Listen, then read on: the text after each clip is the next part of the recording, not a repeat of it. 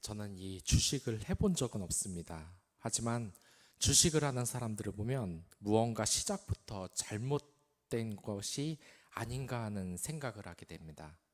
일반적으로 주식이라고 하면 사람들은 이름이 알려진 좋은 곳을 사려고 합니다. 그런데 이렇게 이름이 알려진 주식이 사람들이 가만히 놔둘 리가 있겠습니까? 너도 나도 다 사려고 합니다. 그리고 오르기를 기다립니다. 그러나 절대 오르지 않습니다. 오히려 주식이 떨어지면 떨어지지 올라가는 경우는 거의 없습니다. 이 주식을 가장 잘하는 방법은 이미 성공해서 큰 기업에 투자를 하는 것이 아니라 미래에 성공할 이 가능성이 있는 기업에 투자를 하는 것입니다. 이게 투자의 기본입니다. 이미 전성기를 누리는 기업에 투자하는 것은 위험하기도 합니다. 맥켄지가 기업의 평균 수명을 조사한 결과 1935년은 내는 90년도 정도 이 기업이 수명을 가지고 있었다고 합니다. 그러나 1970년에는 30년, 2015년엔 15년으로 줄어든 것으로 나타났습니다. 2020년에는 이 기업의 수명이 10년 안팎까지 더 단축될 수 있다고 하는 보고도 나왔습니다. 점점 기업의 평균 수명이 줄어든다는 것은 전성기도 짧고 바로 망한다는 것입니다. 마치 요한계시록 14장에서 무르익은 포도가 좋은 뜻이 아닌 것처럼 말입니다. 여기에서 무르익은 포도는 이제 추수할 때가 된 포도를 의미하는데 추수한다는 것은 죽음을 의미합니다. 전성기 바로 다음에 악인들의 죽음을 상징하는 이야기입니다. 이 포도는 포도주 틀에 짜여져서 모두 눌려 죽게 됩니다. 그렇기에 주식을 하려면 전성기를 누리고 있는 회사의 주식이 아니라 앞으로 가능성이 있는 회사를 살펴보고 투자하는 것이 중요한 것입니다. 사람을 만나고 결혼을 하는 것도 이와 마찬가지인 것 같습니다. 지금 당장 초라한 모습일지라도 미래의 가능성이 있는 사람과 결혼하는 것이 우리에게는 이득입니다. 지금 당장 부자가 아니더라도 흥청망청 돈을 쓰고 유흥만화를 좋아하지 않는 그런 사람들, 미래를 준비하는 사람은 그 미래에 가능성이 있습니다. 하지만 지금은 부자라고 할지라도 방탕한 모습을 보이고 여러 가지 좋지 못한 모습을 보는 사람에게는 나중에는 그 좋지 못한 모습으로 인하여서 결국 후회하게 되는 경우가 얼마나 많습니까? 사람은 그 끝을 봐야 되는 겁니다. 끝이 좋으면 모든 것이 좋은 것처럼 갈수록 좋아지는 것이 좋은 것입니다. 그렇다면 지금 본문에 나오는 이스라엘은 어떠한 상태입니까? 좋은 상태라고 평가를 할 수 있겠습니까? 나쁜 상태라고 평가를 할 수 있겠습니까? 이 주식 투자를 할 수 있을 정도로 이 이스라엘의 12지파가 괜찮은 곳이라고, 괜찮은 지파라고 말을 할 수 있겠습니까? 결론부터 말하면 이스라엘을 만약 주식으로 비유를 한다면 결혼 상대라면 결코 사지 말아야 할 주식이라고 본문이 지금 이야기를 하고 있습니다. 이제 사사기 2장부터는 여러분들이 아주 잘 아시는 그 패턴이 반복해서 등장을 합니다. 여러분들도 너무 많이 들어서 다들 아실 겁니다. 그 네 가지 패턴이랑 반역, 보응, 회개, 구원, 이 네 가지 구원의 패턴이 계속해서 빙빙빙 도는 겁니다. 맨 처음 이 하나님의 말씀을 듣지 않다가 반역을 하고, 두 번째로 하나님이 이에 대해서 보응을 해서 벌을 줍니다. 그리고 세 번째로 이 고통을 당하는 백성들은 이제서야 하나님께 회개를 하고 용서해 달라고 이야기를 합니다.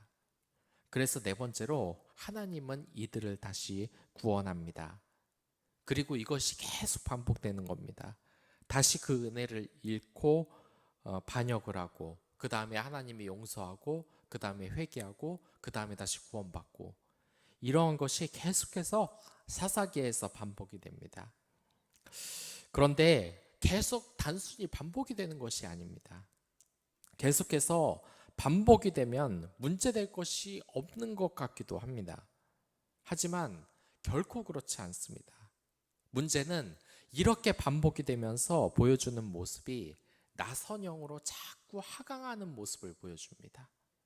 갈수록 이 네 가지 패턴이 반복은 되지만 신앙 상태가 밑으로 점점 떨어지는 모습을 보여줍니다. 비록 지금 모습이 초라할지라도 실패하면서 다시 일어서면서 점점 이렇게 상승공성을 타는 사람들이 있습니다. 하지만 지금 이스라엘의 모습은 계속해서 실패를 반복하면서 계속해서 쭉 하강곡선을 계속 그리고 있습니다. 주식이 갈수록 안 좋아지는 것처럼 말입니다. 이게 우리 인간의 역사라는 것입니다. 갈수록 실패를 반복하고 거기에서 교훈을 얻어갈수록 좋아져야 하는데 우리 인간이 어디 그렇습니까? 세계대전과 같은 이 대규모 전쟁이 다시는 일어나면 안 된다고 말을 하지만 언젠가 또 이런 어리석인 전쟁이 일어날 수 있습니다. 개인적으로 보더라도 이 공부를 안 하면 시험에 떨어지는 것이 확실하고 열심히 공부하고 일하면 성공하는 것을 누구나 알지만 이것을 그들의 행동으로 옮기는 사람은 몇 되지 않습니다. 이러한 불행한 역사의 시작이 여호와의 사자가 나타나면서 본문에서 지금 시작이 되고 있습니다. 여호와의 사자가 대체 뭐냐고 궁금하신 분들이 많을 겁니다.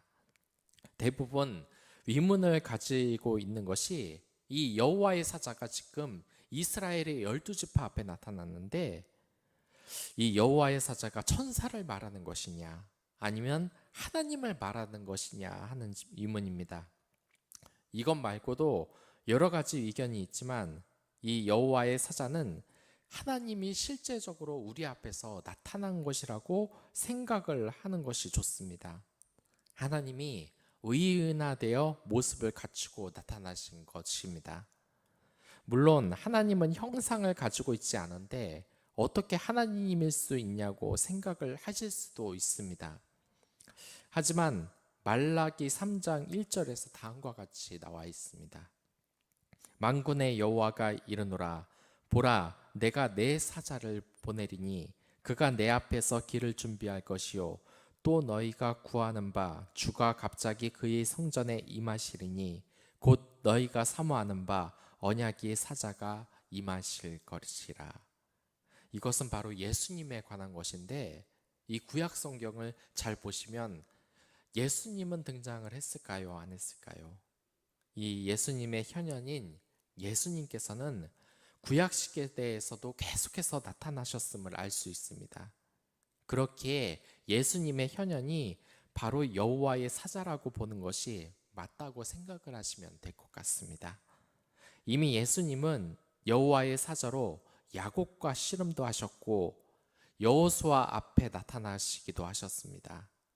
삼손의 부모로도 나타나셨으며 부모에게도 나타나셨으며 이 다니엘과 세 친구 앞에서 다니엘의 세 친구 앞에서 이 풀무불에서 나타나시기도 했습니다. 아무튼 이 여호와의 사자는 길갈로 이스라엘 백성들을 찾아왔습니다. 그리고 그들의 잘못에 대해서 지적을 합니다. 이 길갈이라는 곳은 그들이 언약궤를 메고 요단강을 건너자 물을 마른 곳입니다. 하나님의 은혜가 정말 충만한 땅이라고 할 수 있습니다. 그러니까 그 땅만 가면은 좋은 기억이 있는 겁니다. 마치 월드컵에서 우승한 기억이 있는 나라가 그 땅을 굉장히 기억하며 좋아하는 것처럼 말입니다. 그런데 우리는 흔히 이 사람들에게 뭐라고 합니까? 이 죽은 사람들에게 요단강을 건넜다고 하지 않습니까? 이러한 죽음의 요단강을 하나님의 임재를 상징하는 이 언약궤를 메고 건넌 위대한 역사를 지금 이스라엘은 가지고 있습니다. 그리고 하나님의 사자는 왜 길갈에서 나타났냐면 그 위대한 역사를 이스라엘 백성이 다시 기억을 하라고 지금 길갈에 나타난 겁니다. 그래서 사자는 그 사사기에 반복되는 패턴, 그 시작을 이야기합니다. 이제부터 그 끝없는 네 가지의 굴레, 점점점 하강곡성을 그리는 그 불행한 사사기의 운명이 시작되고 있는 것입니다. 너희들은 하나님의 은혜를 받았지만 너희들은 하나님의 말씀을 듣지 않기에 이스라엘 죄 때문에 가나안 족속이 이스라엘의 가시가 될 것이라고 지금 여호와의 사자가 이야기합니다. 그러자 이 이스라엘 지파 사람들은 눈물을 흘리면서 자신들의 잘못을 뉘우칩니다. 그래서 그곳을 복임, 우는 자들이라는 뜻으로 복임으로 이름을 짓습니다. 그리고 이곳에서 제사를 지냅니다. 이 제사는 하나님께 반성하는 뜻으로 드리는 것입니다. 그러나 제사와 제물로 하나님을 달랠 수 있다고 생각하는 것은 큰 잘못입니다. 마치 이러한 것입니다. 모든 것을 다 돈으로만 해결하려고 하는 사람입니다. 이건 돈을 우상으로 섬기는 행동과 같습니다. 하나님을 진정으로 섬기지 못하는 행동입니다. 제사로 돈만 쓰고 하나님의 사람답게 행동해야 되는데 그러한 것이 전혀 없는 것입니다. 어떤 분들은 그렇게 생각을 하실 것입니다. 돈으로 다 해결되는 것 아니냐. 그러나 여러분들 생각을 해보십시오. 제가 대학교 때 제 친구에게 이렇게 먹을 것을 한번 사준 적이 있는데 이 친구가 전혀 좋아하지 않는 겁니다. 많은 친구들이 정말 이 사주면은 좋아하고 그랬는데 이 친구는 그러지 않는 겁니다. 왜 그렇겠습니까? 이 친구가 부자이기 때문입니다. 여러분들 어린이 헌금을 할 때도 이런 것을 꼭 기억해 주시기 바랍니다. 어린이들이 장난으로 헌금을 내는 적이 있습니다. 헌금을 던지는 경우가 있습니다. 하지만 이러한 장면을 발견하면 여러분들 그냥 넘어가지 마십시오. 하나님이 거지입니까? 하나님이 돈 몇 푼을 받고자 지금 구걸을 하고 있습니까? 그러한 것이 아닙니다. 하나님에게 이 물질은 아무것도 아닙니다. 이 제사로서 물질로서 자신의 잘못을 사죄하는 것이 물론 잘못된 방법은 아니지만 이 제사보다 우선해야 되는 것이 진정한 마음입니다. 하나님은 돈이 필요한 것이 아니라 자녀들의 진실한 마음이 필요한 것입니다. 이들의 자세가 잘못된 것이 바로 이 때문입니다.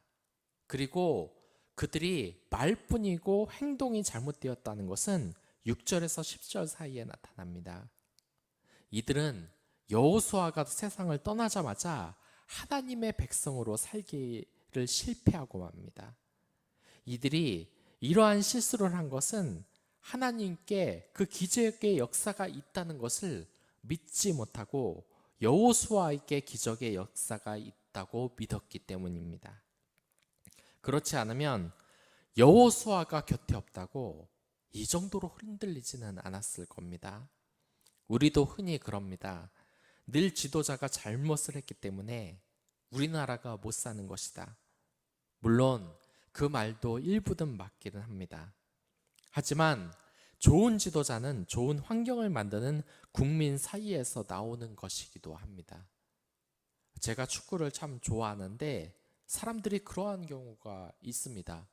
우리나라가 축구를 못하는 것은 다 축구협회의 잘못이라고. 그러나 이 말이 어느 정도는 맞지만 대부분 틀린 말입니다. 축구를 잘하는 나라는 축구협회가 행정을 잘하는 나라가 아닙니다. 국민들이 죽어라 축구를 좋아하는 나라입니다. 저는 이 유럽을 다녀온 친구의 이야기를 듣고 정말 깜짝 놀랐습니다. 이 유럽에서는 정말 축구 아니면 거의 죽음을 달라라는 이야기를 할 정도로 이 축구를 굉장히 좋아합니다. 그렇기에 이 사람들이 어린이들의 꿈의 제1순위가 바로 축구 선수가 되는 것이고 많은 사람들이 이 프로 리그 같은 경기가 있으면 그 경기를 하루 종일 보고 그것에 대해서 경기가 끝나면 축구 얘기를 하면서 술을 마시고 담화를 나누고 또한 그 축구 경기에 대해서 하루 종일 TV에서 토론을 한다고 합니다. 사람들은 이것을 다 지켜본다고 해요. 그 정도로 관심이 있으니까 축구를 잘하는 것이지, 무슨 축구협회가 좋으면 성적이 좋고 안 좋으면 성적이 나쁘고, 물론 일부분 영향은 끼치겠지만, 여러분들, 제가 말하고 싶은 것은 이것입니다. 좋은 나라에는 좋은 지도자 딱 한 명만 있는 것이 아닙니다. 좋은 나라에는 의식이 민주적이며 선진화되어 있는 그 국민이 많은 나라가 선진국이라고 할 수 있습니다. 하나님의 은혜는 지도자가 누구냐에 따라 변하는 것이 아닙니다. 우리가 하나님의 은혜를 기억하고 기도하면서 은혜를 구하면 여러분들 지도자가 결코 잘못 세워질 일도 없고, 지도자가 혹시 잘못된 길로 빠지더라도 하나님은 그 나라에 계속해서 은혜를 주실 겁니다. 기독교인들이 나라의 지도자를 매일 비난하는 일이 잘못인 것은 이런 것에서 여러분들이 기억을 해야 됩니다. 그 사람이 하나님의 정책을 제대로 따르지 못한다고 할지라도 우리가 올바른 믿음을 가지며 기도하고 그리스도인들답게 행동을 하고 전도한다면 하나님의 은혜는 우리에게 계속해서 머물러 있을 것입니다. 지금은 괜찮은 지도자니까 우리가 잘 살고, 지금은 나쁜 지도자니까 우리가 못 산다는 것은 결국 변명입니다. 이 사사기에 이스라엘의 모습을 보면 알 수 있습니다. 지금 이스라엘이 여호수아를 잃고 이렇게 타락한 것은 그들이 올바른 믿음을 가지지 못했다는 증거입니다.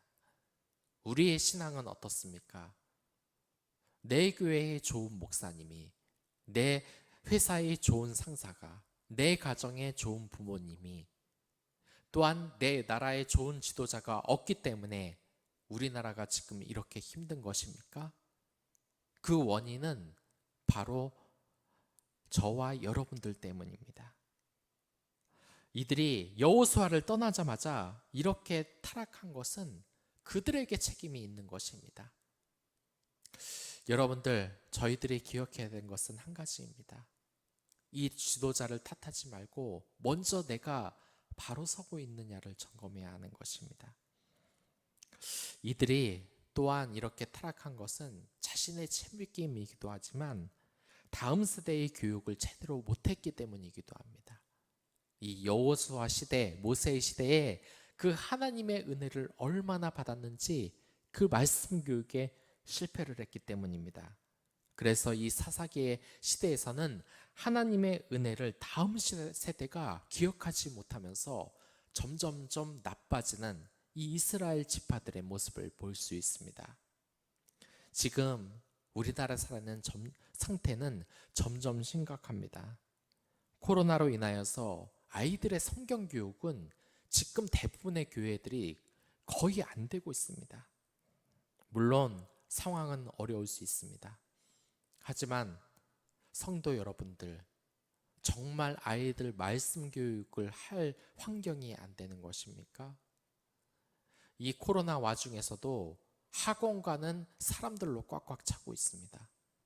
하지만 이 말씀 교육이 되지 않는 이 심각성에 대해서 그리스도인들은 전혀 지금 자각을 하지 못하고 있습니다. 이러다 저희들 사사기의 그 시대, 점점점 안 좋아지는 이 사사기의 시대가 우리나라에서도 재현이 될 수 있습니다. 여러분들, 이런 때일수록 더욱 말씀을 붙잡으십시오. 우리가 이 말씀을 놓고 간다면 우리의 편인 것이 무엇이 있겠습니까? 이 세상입니까? 이 세상은 여러분들과 제가 안 되는 것을 좋아합니다. 우리의 편이 아닌 것입니다. 오직 하나님이 우리의 편인 것입니다. 이 하나님의 말씀을 듣고 진정으로 회개하고 하나님의 말씀대로 살고 있는지 점검해 보시기 바랍니다. 하나님은 정말 이 여호와의 사자를 보내면서까지 책망하시면서 여러분들에게 지금 경고를 하고 있는 것입니다. 저와 여러분들의 상황이 지금 안 좋습니까? 지금 여호와의 사자가 우리에게 임하여 경고하고 있는 것입니다. 그 경고 여러분들 결코 지나치지 마십시오. 회개하며 점점점 나아지는 모습, 또한 이 다음 세대에게 말씀을 전하는 그 책임, 여러분들의 공동체에 말씀을 전하는 그 책임을 여러분들 감당하시길 바라겠습니다. 그럼 다 같이 기도하도록 하겠습니다.